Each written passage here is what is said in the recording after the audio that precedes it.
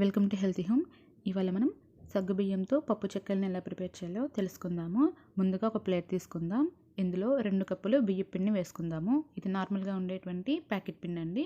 తర్వాత ఇందులో రుచికి సరిపడంత సాల్ట్ వేసుకుందాము. తర్వాత చిటికెడు పసుపు, 1 టేబుల్ స్పూన్ కారం, 1/2 స్పూను జీలకర్ర, 1 స్పూను నువ్వులు, గంట ముందు నానబెట్టుకున్నటువంటి సగ్గుబియ్యం, ఇదొక 1/4 కప్పు. వాటర్ వేసుకోకుండా ఇలాగా సగ్గుబియ్యం మాత్రమే వేసుకోవాలి. తర్వాత 1 గంట ముందు నానబెట్టుకున్నటువంటి మినప్పప్పు 1/4 కప్పు వేసుకుందాము. మినపప్పు కూడా వాటర్ వేసుకోకుండా పప్పును మాత్రమే వేసుకోవాలి. తర్వాత వేయించినటువంటి పల్లీలని కొద్దిగా బరకగా మిక్సీ పట్టుకొని వేసుకుందాము. తర్వాత 2 టేబుల్ స్పూన్లు ఆయిల్ని వేడి చేసుకొని వేసుకుందాము. ఇప్పుడు ఇవన్నీ బాగా కలిసేలాగా బాగా మిక్స్ చేసుకుందాం.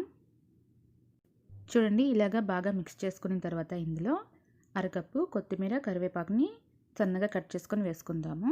ఇప్పుడు మరొకసారి బాగా మిక్స్ చేసుకుందాం. ఇప్పుడు ఇందులో గోరువెచ్చగా ఉన్నటువంటి వాటర్ని కొద్దిగా వేసుకుంటూ పిండి ముద్దలాగా కలుపుకోవాలి. వాటర్ అనేది ఒకేసారి వేసుకోకూడదు. చూడండి, ఇలాగా సాఫ్ట్గా ఉండే పిండి ముద్దలాగా కలుపుకోవాలి. ఇప్పుడు కొద్దిగా పిండిని తీసుకొని ఇలాగా రౌండ్గా చేసుకొని పక్కన పెట్టుకోవాలి. ఇలాగే మొత్తం పిండిని కూడా చేసుకొని రెడీగా పెట్టుకోవాలి. ఇప్పుడు వీటిని పక్కన పెట్టుకుందాం. తర్వాత ఏదైనా ఒక ప్లాస్టిక్ పేపర్ తీసుకొని దీనికి ఆయిల్ కానీ నెయ్యిని కానీ అప్లై చేసుకుందాము. ఇప్పుడు పిండి ముద్దని పెట్టి పేపర్ని క్లోజ్ చేసి కొద్దిగా మందంగా ఉన్నటువంటి గిన్నెతో ప్రెస్ చేసుకోవాలి.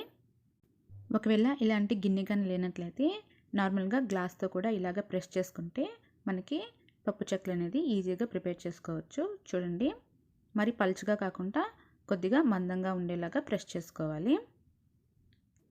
ఇప్పుడు దీన్ని జాగ్రత్తగా తీసుకొని వేడిగా ఉన్నటువంటి ఆయిల్లో వేసుకుందాం.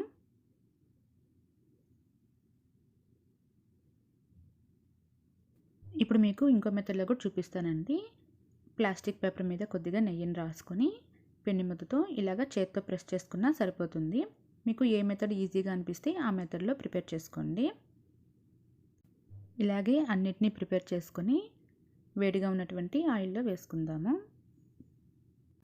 వీటిని మీడియం ఫ్లేమ్లోనే ఫ్రై చేసుకోవాలి. ఇవి మనకి గరిటెకి క్రిస్పీగా లైట్ గోల్డెన్ బ్రౌన్ కలర్ రాగానే వీటిని వేరొక ప్లేట్లోకి తీసుకుందాము. ఇలాగే అన్నిటినీ ఫ్రై చేసుకొని తీసుకోవాలి. ఇంతేనండి, ఎంతో టేస్టీగా ఉండేటువంటి సగ్గుబియ్యం పప్పు చెక్కలు. ఇవి మనకి చాలా క్రిస్పీగా చాలా టేస్టీగా ఉంటాయి. తప్పకుండా ట్రై చేయండి. Thank you for watching. Please subscribe to my channel.